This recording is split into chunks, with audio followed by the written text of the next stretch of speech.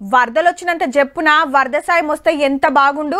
How మరి నీళ్లు తాకుడు తాకితే 2-3 జిల్లాల్లో మస్తు తిప్పలు కాబట్టే సెంటర్ వాళ్ళు వచ్చి రిపోర్ట్ రాసుకొని పోయి ఢిల్లీకి ఇస్తే గప్పుడు వాళ్ళు పైకం పంపుతారట. అది సుత ఎంతో నికరం లేదు. కానీ అప్పటిదాకా పబ్లిక్ కు తిప్పలైతే అరుచుకోవాలి కదా. హగో గందుకే స్టేట్ గవర్నమెంట్ అకౌంట్ లా పైసలేస్తుంది రప్పరప్ప. ఆ నెలకు ఆగమైన వాళ్ళకి అక్కడికి వస్తాయని బిడ్డతోని 50 లక్షలు పంపిండు hero Balakrishna sir. Doctor Reddy's company వాళ్ళు 5 కోట్ల చెక్ ఇస్తే వెస్టర్న్ కన్స్ట్రక్షన్ కంపెనీ వాళ్ళు ₹1 కోటి చెక్ ఇచ్చిండ్రు సీఎం సార్ కు. పెద్ద పెద్దోళ్ళు చాలా మందే సాయం చేస్తున్నారు.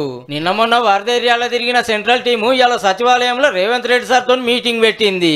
మాకు మస్తు నష్టమైంది, చెప్పున రిపోర్టు పంపి రప్పున పైసలు వస్తాడు చూడాలని కోరిండు సారు. ఇక లాస్ అయిన వాళ్ళకు ₹16,500 అకౌంట్ లో పడుతున్నాయి. గతంలోనేమో 8,000 ఇచ్చారండి, ఇప్పుడు దానికి డబుల్ ఇచ్చారు. వీటి వరకు అయితే మాకు కొద్దిగా ఉపశమనం అనేది ఉంటది. కాకపోతే ఇంటి వస్తువుల వల్ల చాలా డ్యామేజ్ అయింది. బీరువాలు, బట్టలు. అటెనక హైదరాబాద్ లో రోడ్లు, ఫుట్పాత్లు క్లీనింగ్ మీద మీటింగ్ నడిచింది. కాంట్రాక్టర్లు లాపర్వా చేస్తే అస్సలు ఊకోవద్దు, చెప్పిన టైంకు పనులు కావాల్సిందే. గసంటోళ్ళు ఉంటే 15 రోజుల్లో రిపోర్ట్ ఇవ్వాలని ఆర్డర్ వేసిండు. గా రిపోర్ట్ లో తప్పుడు వివరాలు ఇస్తే ఆఫీసర్ల సంగతి అవుతుందటుల్లో. సిటీలో ట్రాఫిక్ తిప్పలు తప్పిస్తానికి ట్రాన్స్జెండర్లను వాలంటీర్లుగా వాడుకునే ఆలోచన చేస్తుందట సర్కారు.